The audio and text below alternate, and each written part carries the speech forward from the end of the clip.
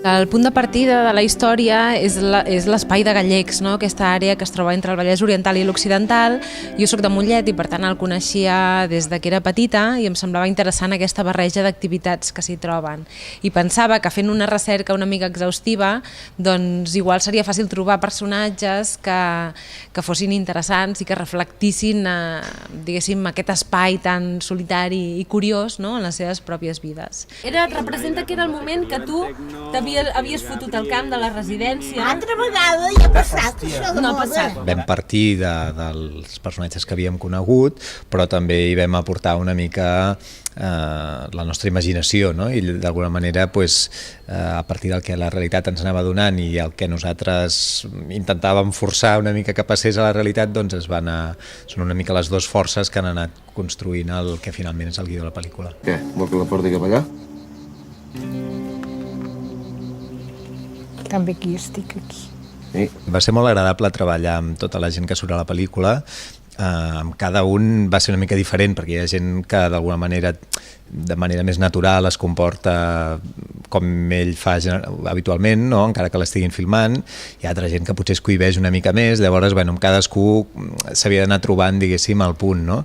Però com que tots estaven molt il·lusionats amb el projecte i hi havia com molt bon ambient i un clima molt familiar, doncs la veritat és que va ser un plaer.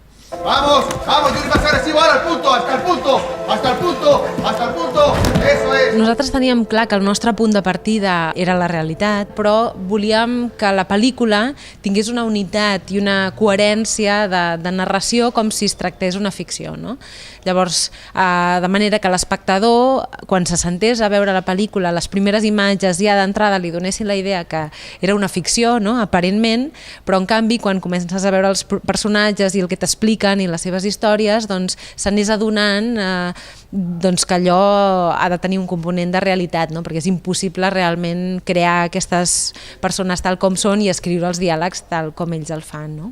Doncs ho tens clar, o ensulfatar-ho o perdre la collita. El títol, a banda de referir-se a aquesta plaga de mosca blanca real que afecta la collita d'un dels protagonistes, per nosaltres també podria representar metafòricament doncs la incertesa en la que tots els personatges es troben, no? De no saber com serà el seu futur i que d'alguna manera ve determinat per una estructura superior d'alguna forma que ells no poden canviar i en la qual no poden incidir, no? Per tant, la idea de la plaga ens remetia una mica a això, no? En aquesta idea d'una cosa que et ve determinada per fora, no? I que tu no pots canviar-la.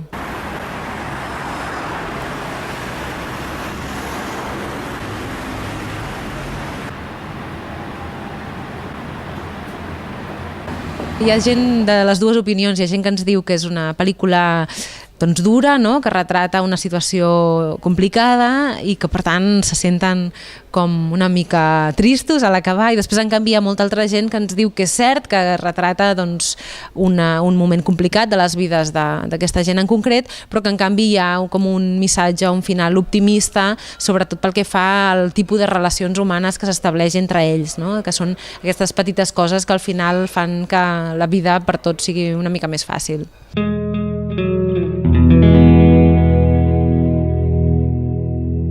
Per nosaltres el fet d'estar seleccionats a Berlín ja va ser un premiàs que no ens esperàvem, no? Perquè durant aquests 4 anys de procés el que ens havia preocupat d'alguna forma era acabar la pel·lícula i acabar-la en condicions i que fos allò que nosaltres ens havíem imaginat, no? Aquesta era pràcticament l'única preocupació que teníem. Per tant, estrenar a Berlín va ser com un tret de sortida molt, molt potent, no? Diguéssim, per la dimensió que té la pel·lícula, i això ens ha permès que durant tot aquest any haguem viatjat moltíssim per festivals internacionals on la pel·lícula ha anat estant premiada a diversos llocs, no? Llavors ha estat, jo penso també gràcies a que aquest procés va començar fa temps, que quan hem arribat en el punt de presentar-la aquí als Premis Gaudí, diguéssim que als acadèmics d'alguna cosa els sonava ja la plaga pel recorregut que havia tingut, no? Entremig vam tenir la nominació als Lux Prize i als European Film Awards, que també com són unes coses que no passen gaire sovint aquí, i això va fer, jo penso, que es miressin amb bons ulls la pel·lícula, no? I finalment, doncs mira, ha encaixat que la pel·lícula ha estat ben reconeguda fora i aquí també, no? Finalment.